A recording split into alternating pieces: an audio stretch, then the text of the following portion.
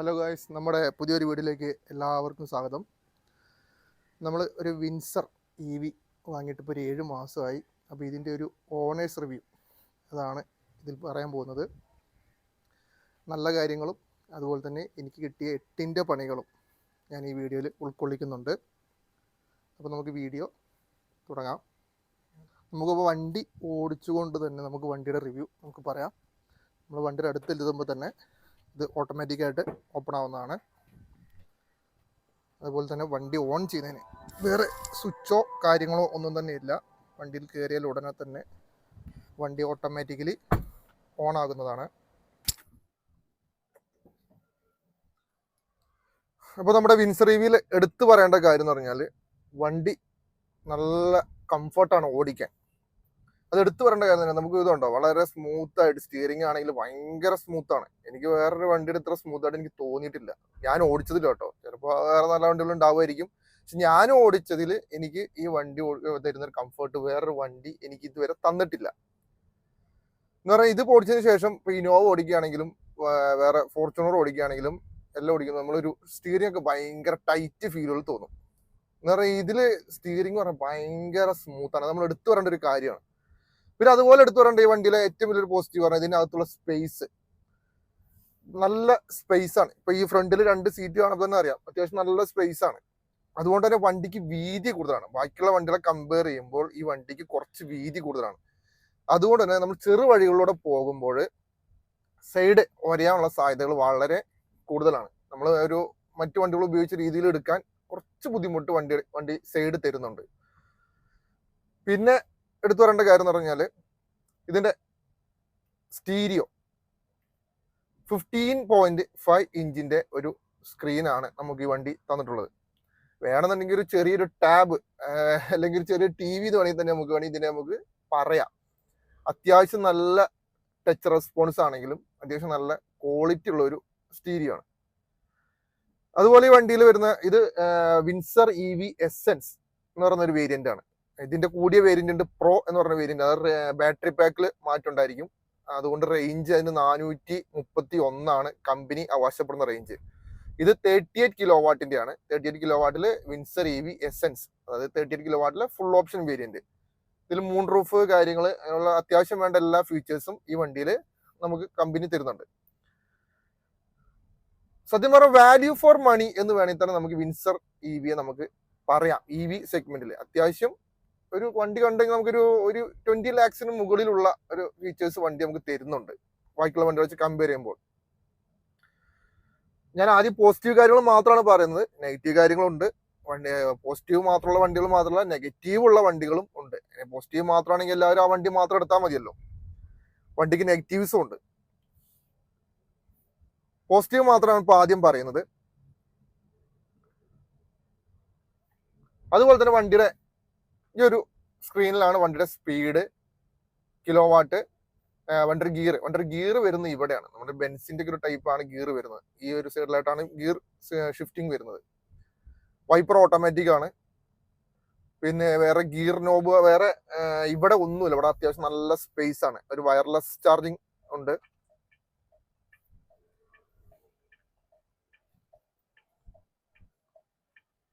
.360 camera ആണെങ്കിലും അത്യാവശ്യം നല്ല ക്ലിയറും ആണ്. അതുപോലെ തന്നെ വലിയൊരു സ്ക്രീൻ ആയതുകൊണ്ട് നമുക്ക് എല്ലാം വളരെ വ്യക്തമായിട്ട് നമുക്ക് കാണാൻ കഴിയും. ഇപ്പൊ വേറൊരു വണ്ടിയിലൊക്കെ ഞാൻ ഉപയോഗിക്കുമ്പോൾ അതിന് 360 ക്യാമറ ഇട്ട് കഴിയുമ്പോൾ അതിന്റെ റൈറ്റ് സൈഡിലേക്ക് നമുക്ക് പോകണമെന്നുണ്ടെങ്കിൽ റൈറ്റ് സൈഡിലെ ടയർ മാത്രമേ കാണത്തുള്ളൂ. ഇതിൽ അങ്ങനെയല്ല. ഇതിലെല്ലാം നല്ല വ്യക്തമായിട്ട് വണ്ടിയും കാണാം. അപ്പുറത്തുനിന്ന് വരുന്ന വണ്ടികൾ ഏതാന്ന് വരെ നമുക്ക് വ്യക്തമായിട്ട് ഈ ഇത്രയും വലിയ സ്ക്രീൻ ആയതുകൊണ്ട് നമുക്ക് കാണാം. അത് വളരെ യൂസ്ഫുൾ ആണ്. അതുപോലെ തന്നെ എടുത്തു പറയേണ്ട കാര്യം എന്ന് പറഞ്ഞാൽ ഇതിലെ സ്പീക്കേഴ്സ് 9 സ്പീക്കേഴ്സ് ആണ് ഇതിന് വരുന്നത്. സബ് സ്പീക്കേഴ്സ്, ഇൻഫിനിറ്റിയുടെ സ്പീക്കേഴ്സ് ആണ് വണ്ടിയിൽ വരുന്നത്. അത്യാവശ്യം നല്ല ക്വാളിറ്റിയും സൗണ്ടും എല്ലാം ഇതിന് തരുന്നുണ്ട്. അത് നമ്മൾ എടുത്തു പറയേണ്ട ഒരു കാര്യം തന്നെയാണ്. അതുപോലെ തന്നെ ഈ ഫ്രണ്ടിലെ 2 സീറ്റ് വെന്റിലേറ്റഡ് സീറ്റ്സ് ആണ്. പിന്നെ സീറ്റ് അത്യാവശ്യം നല്ല കംഫർട്ട് വരുന്നുണ്ട്. പക്ഷെ പലരും കംഫർട്ട് കുറവാണെന്ന രീതിയിലും നെഗറ്റീവ്സ് പലരും പറയുന്നുണ്ട്. പക്ഷെ എനിക്ക് അങ്ങനെ കംഫർട്ട് കുറവായിട്ട് എനിക്ക് തോന്നിയിട്ടില്ല. എനിക്ക് ഒരു കംഫർട്ട് കുറവ് തോന്നിയിട്ടുള്ളത് ഇതിന്റെ സസ്പെൻഷൻ നല്ലതുപോലെ സ്റ്റിഫാണ്. ഇപ്പോൾ കുറച്ച് ഇതാണ്, ഒരു കുഴി ചാടുമ്പോൾ നമുക്ക് നന്നായിട്ട് ഈ വീഡിയോ തന്നെ കാണാൻ പറ്റുന്നുണ്ടോ നിങ്ങൾക്ക്? നന്നായിട്ട് അറിയാൻ പറ്റും. വണ്ടി നല്ല ബോഡി റോളിങ് വളരെ കൂടുതലാണ്.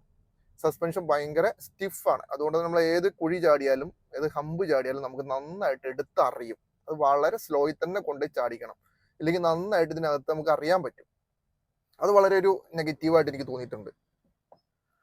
പിന്നെ ഇതാണ് വീതിയുടെ കാര്യം. വീതി കുറച്ച് കൂടുതലായതുകൊണ്ട് തന്നെ നമുക്ക് കുറച്ചൊരു ചെറിയ റോഡുകളിലൂടെ കൊണ്ടുപോകുമ്പോഴും കുറച്ചൊരു ബുദ്ധിമുട്ട് നമുക്ക് തോന്നുന്നുണ്ട്.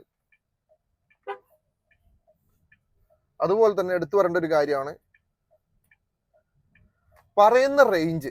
എം ജിയുടെ ഒരു ഗുണമാണ് പറയുന്ന റേഞ്ച് കിട്ടും, അല്ലെങ്കിൽ അതിന്റെ അടുത്ത് വരെ മര്യാദ കിട്ടുന്ന എങ്ങനെയാ, മര്യാദയ്ക്ക് നമ്മൾ ഓടിക്കുകയാണെങ്കിൽ പറയുന്ന റേഞ്ച് നമുക്ക് എന്തായാലും കിട്ടും. എനിക്കിപ്പോൾ ലോങ് ഓടിയിട്ട് എനിക്ക് ഇത് പറയുന്നത് 331 ആണ് നമുക്ക് റേഞ്ച് പറയുന്നത്.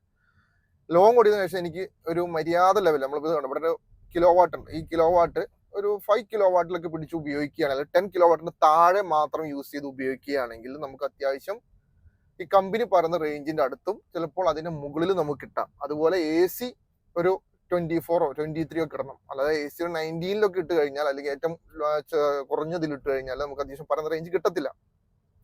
അതുപോലെ ഓട്ടോ AC യൂസ് ചെയ്യുകയാണെങ്കിലും നമുക്ക് ഈ പറയുന്ന റേഞ്ച് എന്തായാലും കമ്പനി തരും. AC കൂടുതലായിട്ട് ഉപയോഗിക്കുന്ന അനുസരിച്ച് റേഞ്ചിൽ നല്ല വ്യത്യാസം വരുന്നുണ്ട്.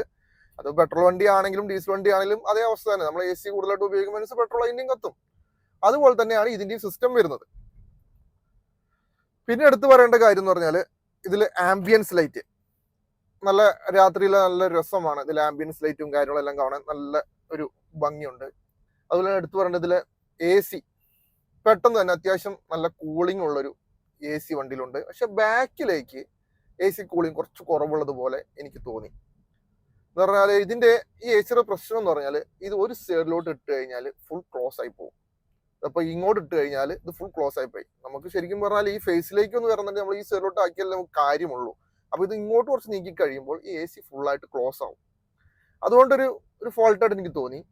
അത് കുറച്ചൊരു അങ്ങോട്ടായിരുന്നു വലിയ കുഴപ്പമില്ലായിരുന്നു. പക്ഷെ ഇത് ഇങ്ങോട്ട് വന്ന് ഡ്രൈവർ സൈഡിലോട്ട് വരുന്ന AC നമ്മൾ എന്തായാലും ഡ്രൈവർ സൈഡിലോട്ടാണല്ലോ ഇടുന്നത്. അപ്പൊ ഈ സൈഡിലോട്ട് വരുമ്പോൾ ഇത് ക്ലോസ് ആവുന്നത് ഒരു നെഗറ്റീവായിട്ട് എനിക്ക് തോന്നി. അതുപോലെ എടുത്തു പറയേണ്ട കാര്യം എന്ന് പറഞ്ഞാല്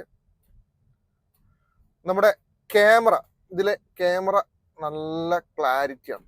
കണ്ടോ, ഇതിപ്പോ ഫ്രണ്ടിലെ വ്യൂ ആണ്.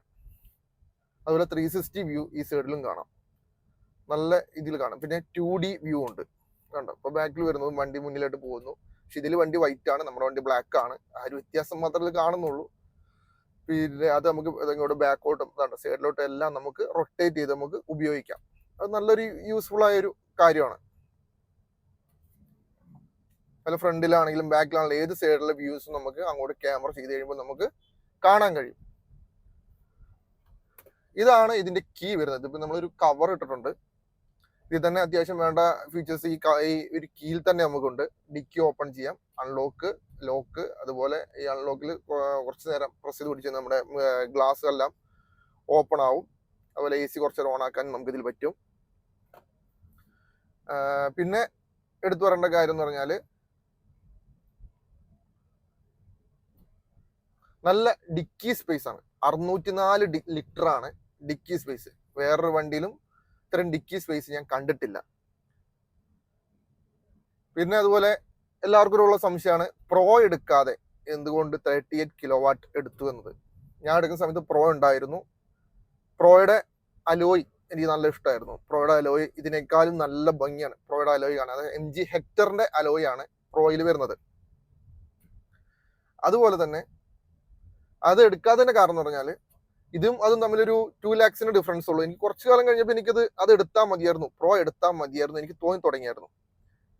പിന്നെ ഞാൻ ആലോചിക്കുമ്പോൾ എൻ്റെ യൂസിന് ഇത് ധാരാളമാണ്. ഞാൻ വല്ലപ്പോഴും ഒക്കെയുള്ളൂ ലോങ് പോകുന്നുള്ളൂ. എന്നും ലോങ് പോകേണ്ട കാര്യം എനിക്ക് വരുന്നില്ല. എനിക്ക് ഡെയിലി ഒരു 70-80 കിലോമീറ്ററേ ഞാൻ ഓടുന്നുള്ളൂ. പിന്നെ ആഴ്ചയിൽ വല്ലപ്പോഴും ഒരു ലോങ് പോവുകയാണെങ്കിൽ തന്നെ ഒരു 600. അപ്പൊ ഞാൻ പുറത്തുനിന്ന് ചാർജ് ചെയ്യും. ഇവിടുന്ന് ഞാൻ പോവുകയാണെങ്കിൽ മലപ്പുറം, അതാണ് കൂടുതലും പോകുന്ന ഒരു യാത്ര. ഇവിടുന്ന് ഒറ്റ ചാർജിൽ പെരിന്തൽമണ്ണയാണ്. ഒറ്റ ചാർജിൽ പെരിന്തൽമണ്ണ എത്താം. അവിടുന്ന് പിന്നെ തിരിച്ച് തൃശ്ശൂർ വരെ വരാം. അതായത് ഇവിടുന്ന് 222 കിലോമീറ്റർ ഉണ്ട് ഇവിടെ നിന്ന് പെരിന്തൽമണ്ണ. പിന്നെ അവിടുന്ന് തൃശ്ശൂർ വരെ വരുമ്പോഴത്തേക്കും ഞാനൊരു ചാർജ് ഫുൾ ചെയ്യും. എന്നിട്ട് ആ ഫുള്ളിൽ ഞാൻ തിരിച്ച് ഇവിടെ വരികയും ചെയ്യും. ഇത് ഞാൻ ആദ്യം ഇവിടുന്ന് എറണാകുളം പോകും. എറണാകുളത്തു നിന്നാണ് ഞാൻ പിന്നെ മുളന്തുരുത്തി നിന്നാണ് പിന്നെ ഞാൻ നേരെ പെരിന്തൽമണ്ണയിലേക്ക് പോകുന്നത്. അതുകൊണ്ട് എനിക്ക് യൂസ്ഫുൾ ആണ്. ഇത്രയും ഇതിന്റെ ആവശ്യം എനിക്ക് വരുന്നുള്ളൂ. എനിക്ക് പ്രോയുടെ ആവശ്യം എനിക്ക് വരുന്നില്ല. ഒരു ഡെയിലി ഒരു 150 കിലോമീറ്ററും അങ്ങനെ കൂടുന്നവർക്ക് പ്രോ എടുത്തിട്ടൊക്കെ യൂസ്ഫുൾ ഉള്ളൂ. പിന്നെ പ്രോയും ഇതും തമ്മിൽ കാണുമ്പോൾ രണ്ടും ഏകദേശം ഒരുപോലെ തന്നെ, വലിയ വ്യത്യാസങ്ങളൊന്നുമില്ല. പുറത്തുനിന്ന് കാണുമ്പോൾ ആകെ വ്യത്യാസം അലോയിൽ വരുന്ന വ്യത്യാസമുള്ളൂ. അതിന്റെ അലോയ് ഒന്നുകൂടെ നല്ലതാണ് കാണാൻ. എനിക്ക് അതിന്റെ അലോയ് എനിക്ക് ഒന്നുകൂടെ ഇഷ്ടപ്പെട്ടത് എന്ന് പറയുന്നത് MG ഹെക്ടറിൽ വരുന്ന ഒരു അലോയ് ആണ്. ഒരു EV ടൈപ്പ് അലോയ് ആയിട്ട് നമുക്ക് തോന്നത്തില്ല. ഇതിന്റെ അലോയ് എനിക്കൊരു അത്ര ഒരു ഇഷ്ടപ്പെട്ടിട്ടില്ല എന്ന് വേണമെങ്കിൽ പറയാം. പക്ഷെ റണ്ണിങ്ങിൽ കാണുമ്പോൾ നല്ലൊരു രസമുണ്ട് വണ്ടി. പിന്നെ പൊതുവെ എനിക്ക് ഈ വണ്ടി പുറത്തുനിന്ന് കാണുമ്പോൾ ഇതിന്റെ ലുക്കിൽ ഞാൻ അത്ര ഹാപ്പി അല്ല. ഫ്രണ്ട് ബാക്ക് ഓക്കെ, ഫ്രണ്ട് എനിക്ക് വലിയൊരു ഡോൾഫിന്റെ മുഖം പോലെയൊക്കെ എനിക്ക് ഇടയ്ക്ക് തോന്നും. എല്ലാവർക്കും തോന്നുന്നു എനിക്കറിയത്തില്ല, എനിക്ക് തോന്നുന്ന കാര്യമാണ്. എനിക്കൊരു ഡോൾഫിന്റെ മുഖം പോലെയൊക്കെ എനിക്ക് തോന്നും. പിന്നെ നമ്മൾ പറയുന്ന പോലെ ലുക്കിലല്ല കാര്യം, വർക്കിലാണ് കാര്യം എന്ന് പറയില്ലേ, അതുപോലെ വർക്കിൽ ഇവൻ അടിപൊളിയാണ്. അതിൽ ഞാൻ വളരെ ഹാപ്പിയാണ്. ഒരു കാര്യം ഒഴിച്ച് മാത്രം, ഒരു കാര്യത്തിൽ എനിക്ക് നല്ല രീതിയിൽ, ഞാൻ നേരത്തെ വീഡിയോയിൽ പറയാൻ, എനിക്ക് 8ന്റെ പണി ഈ വണ്ടി തന്നിട്ടുണ്ട്. ഈ വണ്ടി എനിക്ക് മാത്രമല്ല, ഒരു 100 പേരിൽ ഒരു 100 വണ്ടി എടുത്തിട്ടുണ്ടെങ്കിൽ അതിൽ 85 പേർക്കും ആ ഒരു കംപ്ലൈന്റ് ഞാൻ അന്വേഷിച്ചപ്പോൾ മനസ്സിലായി. ഇതിന് പുറത്തുനിന്ന് DC ഫാസ്റ്റ് ചാർജിങ് ചെയ്യുമ്പോൾ ചില സമയത്ത് ഇത് കട്ടാവും, ചിലപ്പോൾ എടുക്കത്തില്ല. അങ്ങനെ പല ഇഷ്യൂസ് പലർക്കും വരുന്നുണ്ട്. ഇത് സത്യം പറഞ്ഞാൽ കമ്പനിക്ക് പോലും ഇതിന്റെ കംപ്ലൈന്റ് എന്താണെന്ന് മനസ്സിലാവുന്നില്ല എന്നാണ് എനിക്ക് തോന്നുന്നത്. എനിക്കിതിപ്പോ ഒരു 14,000, ഇപ്പൊ വണ്ടി ഒരു 16,000 കിലോമീറ്റർ കഴിഞ്ഞു. ഈ ഒരു 14,000 കിലോമീറ്റർ ആയപ്പോഴാണ് എനിക്ക് ഇത് ആദ്യമായിട്ട് കിട്ടിയത്. എനിക്ക് മലയാറ്റൂര് പോയ സമയത്ത് അവിടെ നിന്നാണ് എനിക്ക് ആദ്യമായിട്ട് ഈ ഒരു കംപ്ലൈന്റ് എനിക്ക് കിട്ടിയത്. ഈ വണ്ടി എടുത്ത സമയത്ത് തന്നെ എൻ്റെ ഒരു ഫ്രണ്ട്, വിൻസറുള്ള ഒരു ഫ്രണ്ട്, അവൻ അന്നേ പറഞ്ഞായിരുന്നു. ഞാൻ എടുക്കുന്ന കാര്യം അവനൊന്നും അറിയത്തില്ല, ഞാൻ എടുത്തതിന് ശേഷം അവൻ അറിയുന്നത്. അപ്പൊ അവൻ എന്നോട് അന്നേ പറഞ്ഞു, ഒരു 10ന്റെ സ്പാനർ വണ്ടിയിൽ എടുത്ത് വെച്ചോണെന്ന് പറഞ്ഞു. അപ്പൊ എന്തിനാണെന്ന് ചോദിച്ചു. നീ എടുത്ത് വെച്ചോ, നിനക്ക് ഉപകാരപ്പെടും എന്ന് പറഞ്ഞു. ഞാൻ അന്ന് എടുത്തു വെച്ച വണ്ടി വാങ്ങി അന്ന് പിറ്റേ ദിവസം തന്നെ ഞാൻ അത് ഈ സാധനം ഒരു 10ന്റെ സ്പാനർ ഞാൻ വണ്ടിക്കകത്ത് എടുത്ത് വെച്ചായിരുന്നു. അപ്പോൾ ഞാൻ ചോദിച്ചപ്പോൾ അറിയാൻ കഴിഞ്ഞത്, ഇത് ചാർജ് ചിലപ്പോൾ DC ചാർജിങ് വണ്ടി എടുക്കത്തില്ല. അപ്പൊ എടുക്കാതെ വരുമ്പോൾ നമ്മുടെ ഓസിലറി ബാറ്ററിയിലെ നെഗറ്റീവ് ടെർമിനൽ ഒരു 10 മിനിറ്റ് ഒന്ന് ഊരിയിട്ട് കഴിയുമ്പോൾ ഇതൊന്ന് റീസ്റ്റാർട്ട് ആവും. 10 മിനിറ്റ് വേണ്ട, ഒരു മിനിമം അതിന്റെ മുമ്പ് ആയിട്ട് റീസ്റ്റാർട്ട് ആവും. അപ്പൊ നമുക്ക് വീണ്ടും അത് കണക്ട് ചെയ്യുമ്പോൾ പിന്നെ ഓക്കെയാ, പിന്നെ ചാർജർ എടുക്കും. പിന്നെ ആ ചാർജർ എടുക്കും, പിന്നെ വേറെ കുഴപ്പമില്ല, അവിടുന്ന് ഫുൾ ചാർജ് ചെയ്ത് പിന്നെ കുറച്ച് കാലം കഴിയുമ്പോൾ വീണ്ടും അതുപോലെ തന്നെ നമ്മൾ വീണ്ടും DC ചാർജ് ചെയ്യുമ്പോൾ വീണ്ടും എടുക്കത്തില്ല. അപ്പൊ അതങ്ങനെ സ്ഥിരം കംപ്ലൈന്റ് ആയി ഞാൻ ഒരു പ്രാവശ്യം കൊണ്ട് ഷോറൂമിൽ കൊണ്ടേ കാണിച്ചു. അവരന്ന് എന്തൊക്കെയോ ചെയ്ത് എനിക്ക് ഒപ്പിച്ച് തന്ന് വിട്ടു. അത് ശരിയായി, അങ്ങനെയാണ് ഇങ്ങനെയെന്നൊക്കെ പറഞ്ഞു. അന്ന് അവര് ചെയ്യും ആ സമയത്ത് മാത്രം, അതായത് നെഗറ്റീവ് ടെർമിനൽ ഊരി ആ സമയത്ത് ചാർജ് ചെയ്താൽ ചാർജ് ആവും. അപ്പൊ നമ്മൾ വിചാരിക്കും ഓക്കെ ആയി എന്ന് വിചാരിച്ച് നമ്മൾ പോകും. പക്ഷെ വീണ്ടും നമ്മൾ കുറച്ച് സ്ലോ ചാർജ് എല്ലാം ചെയ്ത് വീട്ടിൽ ചാർജ് എല്ലാം കഴിഞ്ഞ് ലോങ് പോകുമ്പോൾ മാത്രമേ എനിക്ക് DC ചാർജിന്റെ ആവശ്യം വരുന്നുള്ളൂ. അല്ലാതെ ഇവിടെ കിടന്ന് ഓടുമ്പോൾ എനിക്ക് AC ചാർജിന്റെ ആവശ്യം വരുന്നുള്ളൂ. അപ്പൊ ലോങ് പോകുമ്പോഴൊക്കെയാണ് എനിക്ക് 8ന്റെ പണി എനിക്ക് കിട്ടുന്നത്. അപ്പൊ എപ്പോഴും ഈ 10ന്റെ സ്പാനർ, ഇപ്പോഴും ഞാൻ ഈ 10ന്റെ സ്പാനർ വണ്ടി ഡിക്കിയിലിട്ടേക്കാണ്. ഞാൻ മാത്രമല്ല, വിൻസറീവി ഉപയോഗിക്കുന്ന ഒരുവിധം ആൾക്കാരും 10ന്റെ സ്പാനർ ഉപയോഗിക്കുന്നുണ്ട്. ഇനി അറിയാത്തവരുണ്ടെങ്കിൽ ഒരു 10ന്റെ സ്പാനർ നിർബന്ധമായിട്ടും അവരുടെ വണ്ടിയിൽ വെച്ചിരിക്കണം. അത് വളരെ യൂസ്ഫുൾ ആണ്. വല്ല രാത്രിയോ കാര്യങ്ങളോ വല്ല നമ്മൾ ഫാമിലി ആയിട്ട് പോകുമ്പോഴൊക്കെ ആയിരിക്കും ഈ പെടുന്നത്. അപ്പോൾ നമുക്ക് ഏറ്റവും നല്ല യൂസ്ഫുൾ ആയ ഒരു സാധനമാണ് ഈ 10ന്റെ സ്പാനർ. അത് ഈ വണ്ടിയിൽ എടുത്തു പറയേണ്ട ഒരു വലിയൊരു കംപ്ലൈന്റ് ആണ്. ഇപ്പോഴും കമ്പനിക്ക് അത് എന്താണ്, നമ്മൾ ഇത്രയും പൈസ കൊടുത്ത് വണ്ടി വാങ്ങി, ഇതിന് വണ്ടിക്ക് 19 lakhs അടുത്ത് ഓൺ റോഡ് വന്നു. അത്രയും പൈസ കൊടുത്ത് നമ്മൾ ഈ വണ്ടി എടുത്തിട്ട് ഈ വണ്ടി പുറത്ത് കൊണ്ട് ചാർജ് ചെയ്യാൻ പറ്റില്ല എന്ന് പറയുമ്പോൾ ഈ വണ്ടി സത്യം പറഞ്ഞാൽ നഷ്ടമാണ്. ഇതിലൂടെ ലോക്കൽ കടന്ന് ഓടാനായിരുന്നെങ്കിൽ സത്യം പറഞ്ഞാൽ MGയുടെ കോമറ്റ് നല്ല ബെസ്റ്റ് വണ്ടിയാണ്, ഒരു കുഴപ്പമില്ല. പക്ഷെ ഇത് ലോങ് കൂടെ പോകാൻ വേണ്ടിയിട്ടാണല്ലോ നമ്മൾ ഇതുപോലത്തെ ഒരു വണ്ടി കുറച്ചുകൂടി പൈസ കൊടുത്ത് നമ്മൾ വണ്ടി എടുക്കുന്നത്. അവരന്നേ പറഞ്ഞു കോമറ്റ് AC ചാർജ് മാത്രമേ DC എടുക്കത്തില്ല എന്ന് പറഞ്ഞത് കൊണ്ടാണ് ഞാൻ കോമറ്റ് എടുക്കാൻ പോയ ആളാണ്. അപ്പൊ എനിക്ക് ലോക്കൽ യൂസുകൾ മാത്രം മതി, ബാക്കി മറ്റു വണ്ടി ഉണ്ടല്ലോ എന്ന് വിചാരിച്ചാണ് ഞാൻ ചെറിയ വണ്ടി എടുക്കാമെന്ന് വിചാരിച്ച് പോയത്. അപ്പൊ അത് പുറത്ത് ചാർജ് എടുക്കില്ല എന്ന് പറഞ്ഞത് കൊണ്ടാണ്. എന്നാൽ പിന്നെ ഇലക്ട്രിക്കൽ എന്തായാലും എടുക്കുകയാണ്, അതിന് കൊടുക്കണം 11 ലക്ഷത്തോളം രൂപ ആ വണ്ടിക്ക് വരുന്നുണ്ട്. എന്നാൽ കുറച്ചും പൈസ കൊടുത്ത് നമുക്ക് ഇത് എടുക്കാം എന്ന രീതിയിലാണ് ഈ വണ്ടി എടുത്തത്. പക്ഷെ ഇത് എടുത്തതിന് ശേഷം എനിക്ക് കിട്ടിയ 8ന്റെ പണി എന്ന് പറഞ്ഞാൽ ഇതാണ്, പുറത്തുനിന്ന് ചാർജ് ചെയ്യാൻ പറ്റുന്നില്ല. ഇപ്പോ രണ്ടാമത്തെ പ്രാവശ്യം ഞാൻ കംപ്ലൈന്റ് ചെയ്ത് വണ്ടി ഒരാഴ്ചത്തോളം വണ്ടി ഷോറൂമിൽ കിടന്നു. വണ്ടി ഒരാഴ്ചക്ക് ശേഷം ഇതുപോലെ AC ബ്ലോവർ റെസിസ്റ്റർ അത് മാറിക്കഴിഞ്ഞാൽ ഓക്കെ ആവുന്നായിരുന്നു എന്നോട് പറഞ്ഞത്. അപ്പോൾ ഓക്കെ, നിങ്ങളൊന്ന് അത് ചേഞ്ച് ചെയ്തോ, എനിക്കിത് വണ്ടി പുറത്തുനിന്ന് ചാർജ് ചെയ്യാൻ പറ്റണം, അല്ലെങ്കിൽ വണ്ടിയോട് യാതൊരു യൂസും നമുക്കില്ല. അപ്പോൾ അവർ ഓക്കെ ആക്കി തരാമെന്ന് പറഞ്ഞാൽ അവർ ഒരാഴ്ചയോളം ഇട്ടു. എന്നിട്ട് ഞാൻ ചോദിച്ചു ബ്ലോവർ റെസിസ്റ്റർ ചേഞ്ച് ചെയ്തോ, ഇല്ല ബ്ലോവർ റെസിസ്റ്റർ ചേഞ്ച് ചെയ്തിട്ടില്ല, അതൊന്നുകൂടെ എന്തൊക്കെയോ അപ്ഡേഷൻ ചെയ്തു, ക്ലിയർ ആയി, അങ്ങനെയാണ് ഇങ്ങനെയാന്നൊക്കെ പറഞ്ഞാൽ എനിക്ക് തന്നിട്ടുള്ളത്. ഇപ്പോൾ 2 പ്രാവശ്യം ചാർജ് ചെയ്തു, ഇതുവരെ ഓക്കെയാണ്. പിന്നെ ഞാൻ ലോങ് പോകേണ്ട ആവശ്യം എനിക്കിതിൽ വന്നിട്ട് ലോങ് പോകുമ്പോഴേ ഞാൻ പുറത്തും ചാർജ് ചെയ്യാറുള്ളൂ. അല്ലാതെ ഞാൻ അധികം പുറത്തും ചാർജ് ചെയ്യലും പൊതുവെ കുറവാണ്. അധികം AC ചാർജ് ആണ് വണ്ടിക്ക് എപ്പോഴും നല്ലത്, സ്ലോ ചാർജിങ്. നമുക്ക് അത്രയും കുടുങ്ങിയ ഘട്ടത്തിൽ മാത്രം DC ചാർജ് ഉപയോഗിക്കാന്നല്ലാതെ ബാക്കി എല്ലാ കാര്യത്തിലും വണ്ടിയുടെ ബാറ്ററിക്കാണെങ്കിലും എന്തുകൊണ്ടും നല്ലത് AC ചാർജ് തന്നെയാണ്. അതുകൊണ്ട് ഈ ഒരു കംപ്ലൈന്റ് ഉള്ളവർ, ഈ വീഡിയോ കാണുന്നവർക്ക്, ഇതുപോലെ വിൻസർ EV ഉപയോഗിക്കുന്നവർക്ക് ഇതുപോലെ ഒരു കംപ്ലൈന്റ് വരുന്നവരുണ്ടെങ്കിൽ താഴെ കമന്റ് ഇടാൻ മറക്കരുത്. എന്ന് പറഞ്ഞാൽ എൻ്റെ അറിവിൽ തന്നെ ഇപ്പൊ ഒരു 8-10 വണ്ടിയുണ്ട് എൻ്റെ ഒരു ഫ്രണ്ട്സ് സർക്കിളിൽ തന്നെ ഉള്ളത്. അപ്പൊ അവര് പിന്നെ അതുപോലെ തന്നെ ഇൻസ്റ്റാഗ്രാമിലും ഒരുപാട് ഫ്രണ്ട്സ് എനിക്ക് മെസ്സേജ് അയക്കുന്നുണ്ട്. അവർ ഇതുപോലെ കംപ്ലൈന്റ്, ഞാൻ ഇതുപോലെ കംപ്ലൈന്റ് ഒരു ഫ്രണ്ട്സിന്റെ വീഡിയോയിലൊക്കെ ഇടുമ്പോഴും അവർ എന്നോട് വന്ന് കംപ്ലൈന്റ് ചെയ്യുന്നുണ്ട്, ഞങ്ങളുടെ വണ്ടിക്കും ഇതുപോലെ കംപ്ലൈന്റ്. ഞാൻ പ്രോയ്ക്ക് ഇതുപോലെ കംപ്ലൈന്റ് ഇല്ല എന്നാണ് ഞാൻ ആദ്യം വിചാരിച്ചിരുന്നത്. പക്ഷെ പ്രോ ഉള്ള 2 ഫ്രണ്ട്സും ഇതുപോലെ എനിക്ക് മെസ്സേജ് അയച്ചു, ഇതുപോലെ സെയിം കംപ്ലൈന്റ് വണ്ടി എടുത്ത് പെട്ടിരിക്കുകയാണ് എന്ന് പറഞ്ഞാൽ. ഇത് പുറത്ത് കൊണ്ട് ചാർജ് ചെയ്യാൻ പറ്റില്ല, ഈ വണ്ടിയുടെ യാതൊരു ആവശ്യമില്ലല്ലോ. അതാണ് അവസ്ഥ. അപ്പോൾ ബാക്കിയെല്ലാം കൊണ്ടും വണ്ടിയിൽ ഞാൻ വളരെ ഹാപ്പിയാണ്. ഈ ഒരു കംപ്ലൈന്റ് വന്നതോടെ വണ്ടിയോട് ചെറിയൊരു മടുപ്പ് ആർക്കായാലും വരും. അതുകൊണ്ട് മാത്രം ഞാൻ സത്യം പറഞ്ഞാൽ ഈ വീഡിയോ ഇപ്പൊ ചെയ്യാം എന്ന് തന്നെ വിചാരിച്ചു. ഞാനപ്പോ അതുകൊണ്ട് വീഡിയോ ഒന്നും ചെയ്യാതിരിക്കണം കുറെ കാലങ്ങളായിട്ട്. ഒന്നാമത് സമയം കിട്ടുന്നില്ല, അത് വേറൊരു കാര്യം. അതുകൊണ്ട് വീഡിയോ ഒന്നും ചെയ്യാതിരിക്കുകയായിരുന്നു. പക്ഷെ ഇത് വീഡിയോ ചെയ്തേ പറ്റുള്ളൂ എന്ന് എനിക്ക് തോന്നി. എന്ന് പറഞ്ഞാൽ വേറെ യൂട്യൂബേഴ്സോ കാര്യങ്ങളോ ആരും ഇതുപോലെ വണ്ടിയുടെ കംപ്ലൈൻസ് പൂർണ്ണമായിട്ട് ആരും പറയുന്നില്ല. ഞാൻ നോക്കാറുണ്ടായിരുന്നു. അപ്പോൾ ഏതൊരു ഹിന്ദിക്കാരനായ ഒരു ചാനലിൽ മാത്രം പുള്ളി ഹിന്ദിയിൽ ഇതിനെക്കുറിച്ച് കംപ്ലൈൻസ് പറയുന്നുണ്ട്. അപ്പൊ അതിൽ AC ബ്ലോ റെസിസ്റ്റർ തന്നെയാണ് അതിലും ആ പുള്ളി പറയുന്നത്. അപ്പൊ എന്റെ ഇതുവരെ ചേഞ്ച് ചെയ്ത് തന്നിട്ടില്ല. ഇനിയും കംപ്ലൈന്റ് വരികയാണെങ്കിൽ ചേഞ്ച് ചെയ്ത് തരാം എന്ന് പറഞ്ഞിട്ടുണ്ട്. ഇനി ഒന്ന് ലോങ് പോകുന്നുണ്ട് അടുത്ത ആഴ്ച.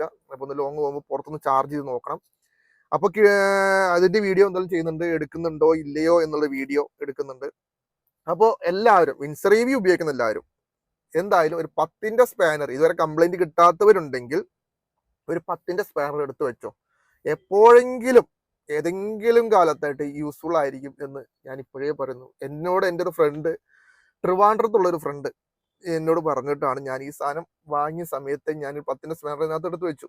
അന്ന് ആ ഫ്രണ്ട് പറഞ്ഞ വാക്ക് ഞാൻ കേട്ടത് കൊണ്ട് ഞാൻ രക്ഷപ്പെട്ടു. അന്ന് മലയാറ്റൂര് പാതിരാത്രി വിട്ടുപോയത്. ആദ്യം ഒരു ചാർജിങ് സ്റ്റേഷൻ എടുത്തില്ല. അപ്പൊ ഞാൻ വേറെ എന്താ മിഷീന്റെ വല്ല കംപ്ലൈന്റ് ആയിരിക്കും എന്ന് വിചാരിച്ച് ഞാൻ വേറെ ചാർജിങ് സ്റ്റേഷനിൽ പോയി. അവിടെ ചെന്നപ്പോഴും എടുക്കുന്നില്ല. അപ്പൊ എനിക്ക് മനസ്സിലായി അവൻ പറഞ്ഞ കംപ്ലൈന്റ് ആയിരിക്കാം. ഞാൻ അപ്പോഴേ അവനെ വിളിച്ചു. അപ്പൊ അവന് കാര്യങ്ങൾ പറഞ്ഞു തന്നു, അതുപോലെ ചെയ്തു, വണ്ടി ഓക്കെ ആയി.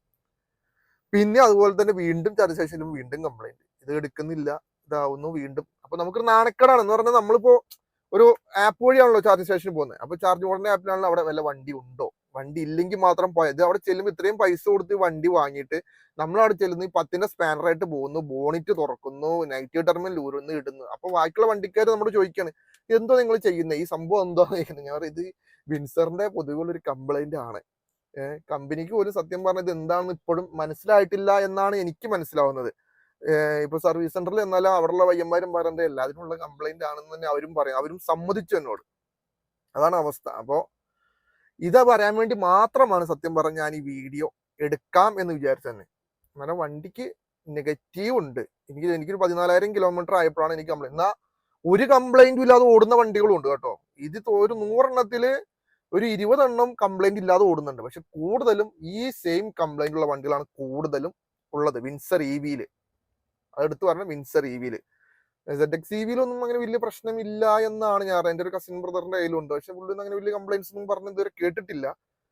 ഈ DC ഫാസ്റ്റ് ചാർജിങ്ങിന്റെ ഇഷ്യൂ കൂടെ ഈ വണ്ടിയുടെ ഒന്ന് എങ്ങനെയെങ്കിലും പരിഹരിച്ചു തരണം എന്ന് MGയോട് ആണ് എനിക്ക് അപേക്ഷിക്കാനുള്ളത്. എന്ന് പറഞ്ഞാൽ ഇത്രയും പൈസ കൊടുത്ത് നമ്മൾ ഒരു വണ്ടി ഇറക്കി, ബാക്കി എല്ലാ കാര്യങ്ങളും വണ്ടി ഓക്കെയാണ്. ആകെ നെഗറ്റീവ് എന്ന് പറയാൻ സസ്പെൻഷൻ സ്റ്റിഫാണ്. അത് പിന്നെ പോട്ടെ നോക്കാം. നമ്മൾ അത്ര മോശമായ റോഡൊന്നും ഇപ്പൊ അത്യാവശ്യം നല്ല റോഡുകളിലൂടെ മാത്രമേ വണ്ടി ഓടുന്നുള്ളൂ. അതുകൊണ്ട് അതൊന്നും വലിയ പ്രശ്നമായിട്ട് എനിക്ക് തോന്നിയിട്ടില്ല. പക്ഷെ DC ചാർജ് എടുക്കാത്തത് വളരെ വലിയൊരു കംപ്ലൈന്റ് തന്നെയാണ്. അത് കമ്പനി കണ്ടറിഞ്ഞ് മനസ്സിലാക്കി അതിന് വേണ്ട പരിഹാരം എടുക്കാൻ വേണ്ടി മാത്രമാണ് ഞാൻ ഈ വീഡിയോ ചെയ്യുന്നത്.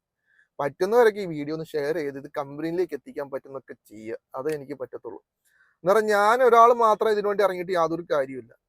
അപ്പൊ ഞാൻ എന്നും ഷോറൂമിൽ സർവീസ് സെന്ററിൽ പോയി ഇത് കംപ്ലൈന്റ് പറയുക എന്നല്ലാതെ ഇവന്മാർ ഇതൊന്നും മാറ്റി തരുന്ന കാര്യം എനിക്ക് തോന്നുന്നില്ല. അതുപോലെ എനിക്ക് പറയേണ്ട ഒരു കാര്യം, വണ്ടിയുടെ പെയിന്റ് കട്ടായി പോകുന്നുണ്ട് റൈറ്റ് സൈഡ് വീലിന്റെ അവിടെ ആയിട്ട്. അപ്പൊ അതും ഞാൻ കംപ്ലൈന്റ് ചെയ്തിട്ടുണ്ട്. വണ്ടി തന്ന സർവീസ് അഡ്വൈസറോട് തന്നെ ഒരു 8,000 കിലോമീറ്റർ ആയതിൽ ഒരു സൈഡിലെ ബമ്പറിന്റെ താഴെ ഒരു സൈഡിൽ പെയിന്റ് കട്ടായി പോകുന്നു. അപ്പോൾ പുറത്തോട്ടൊന്നും ബോഡിയിലേക്ക് വരുന്നില്ല, ആ വീൽ ആർച്ചിന്റെ അവിടെയായിട്ട് വരുന്നത്. അപ്പൊ അത് വലിയ കംപ്ലൈന്റ് ആയിട്ട് ഞാൻ എടുക്കാത്തതുകൊണ്ട് മാത്രമാണ്. ഞാൻ ബോഡിയിലേക്ക് വന്നു കഴിഞ്ഞാൽ പിന്നെ ഓക്കെ, നല്ല രീതിയിൽ എന്തെങ്കിലും പറയേണ്ടി വരും. എന്നാലും അങ്ങനെ പെയിന്റ് പോകാൻ പറ്റില്ല. വീലാർച്ചിലാണെങ്കിലും പെയിന്റ് പോകാൻ പാടില്ലല്ലോ. ഒരു വണ്ടി, പുതിയ വണ്ടി നമ്മൾ എടുക്കുമ്പോൾ അങ്ങനെ പെയിന്റ് പോകാൻ ഒരിക്കലും പാടില്ല. ഇപ്പൊ ഇതിലും പഴയ വണ്ടി വീട്ടിൽ ഞാൻ ഉപയോഗിക്കുന്നുണ്ട്. അതിന് പോലും ഇത്രയും കാലമായിട്ട്, അതെത്ര ഒരു 10-12 കൊല്ലത്തോളമായി ആ വണ്ടി ഉപയോഗിക്കുന്നത്. ആ വണ്ടിയുടെ പോലും ഇതുവരെയായിട്ടും അതിന്റെ വീലാർച്ചിലെ പെയിന്റോ ഒരു ബോഡിയിലെ പെയിന്റോ എവിടത്തും പെയിന്റ് ഇതുവരെ പോയിട്ടില്ല. അപ്പൊ അതും എനിക്കൊരു നെഗറ്റീവായിട്ട് എനിക്ക് തോന്നി. പക്ഷെ അതൊക്കെ പിന്നെ പോട്ടേന്ന് വെക്കാം, എല്ലാവർക്കും വരുന്നില്ല. പക്ഷെ അത് വീലാർച്ചിന്റെ ഉള്ളിലായതുകൊണ്ട് നമ്മൾ അത്ര ശ്രദ്ധിക്കുന്ന ഒരു കംപ്ലൈന്റ് അല്ല. ഞാൻ തന്നെ ശ്രദ്ധിച്ചുകൊണ്ട് മാത്രം കണ്ടൊരു കംപ്ലൈന്റ് ആണ്. ഈ DC ഫാസ്റ്റ് ചാർജിങ്ങിന്റെ ഇഷ്യൂ എന്തായാലും പരിഹരിച്ചേ പറ്റൂ. എന്നാൽ വണ്ടി പുറത്തു പോയി കഴിഞ്ഞാൽ ചാർജ് ചെയ്യാൻ പറ്റണം. നമ്മൾ ലോങ് ഇത് ഇവിടെ മാത്രം ഓടിക്കാനാണ് ഈ വണ്ടിയെങ്കിൽ ഇത്രയും പൈസ കൊടുത്ത് നമ്മൾ വണ്ടി എടുക്കേണ്ട കാര്യമില്ലല്ലോ.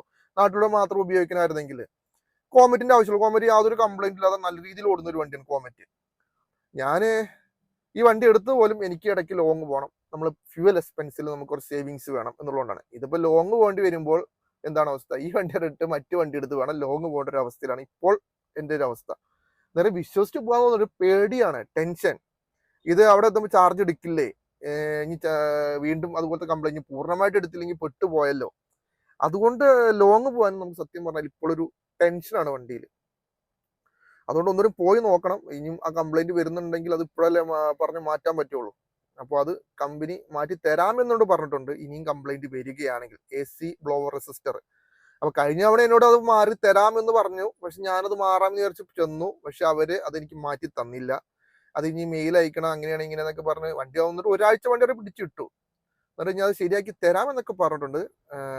ശരിയായി കിട്ടിയാൽ അറിയാം. എന്തായാലും ഇതുവരെ പിന്നെ വേറെ കംപ്ലൈന്റ് ഇതുവരെ വന്നിട്ടില്ല. ആ സർവീസിന് ശേഷം പിന്നെ പിന്നെ DC ചാർജിങ് ആ സമയത്ത് ഒന്ന് ഷോറൂമിൽ നിന്ന് എടുക്കുന്ന നേരത്തെ ജസ്റ്റ് ഒരു 2 തവണ ചെയ്ത് നോക്കി ഞാൻ, എടുക്കുന്നുണ്ടോ ഇല്ല അറിയാനായിട്ട്. പിന്നെ ഇപ്പോൾ ഒരാഴ്ചയായിട്ട് ചെയ്ത് നോക്കിയിട്ടില്ല. ഇനിയിപ്പോൾ ഒരു സൺഡേ ഉള്ള അവധി കിട്ടുമ്പോൾ ഒന്ന് ലോങ് വല്ലതും പോയി ഒന്ന് ചെയ്ത് നോക്കണം എന്ന് വിചാരിക്കുന്നു. അല്ല ഇവിടെ ലോക്ക്ഡൗൺ എനിക്ക് DC ചാർജ് ചെയ്യാൻ വലിയൊരു താല്പര്യമില്ല. അത് വണ്ടിക്കും കേടാണ്. എപ്പോഴും സ്ലോ ആയിട്ട് വണ്ടിയിൽ ചാർജ് കയറുന്നതാണ് വണ്ടിക്ക് എപ്പോഴും നല്ലതും, ബാറ്ററിക്ക്. അതുകൊണ്ട് കൂടുതലും ഞാൻ അത് തന്നെയാണ് യൂസ് ചെയ്യാറുള്ളത്. അപ്പോൾ ഇന്നത്തെ വീഡിയോ ഇവിടെ അവസാനിക്കുന്നു. അപ്പോൾ എല്ലാവരും ലൈക്കും സബ്സ്ക്രൈബും ചെയ്യുക. അപ്പോൾ ഈ ഒരു കംപ്ലൈന്റ് MG അറിയും എന്ന് വിചാരിക്കുന്നു. കംപ്ലൈന്റ് MGക്ക് അറിയാണ്ടല്ല, MGക്ക് വിൻസറിന് ഈ കംപ്ലൈന്റ് പൊതുവെ ഉണ്ടെന്ന് MGക്കാർക്ക് എല്ലാവർക്കും അറിയാം, പൊതുവെ അറിയാം. പക്ഷെ അവർ കാണാത്തതുപോലെ നടിക്കുന്നതായിട്ട് എനിക്ക് തോന്നി. അതുകൊണ്ട് മാത്രമാണ് ഞാൻ ഈ വീഡിയോ ചെയ്തത്.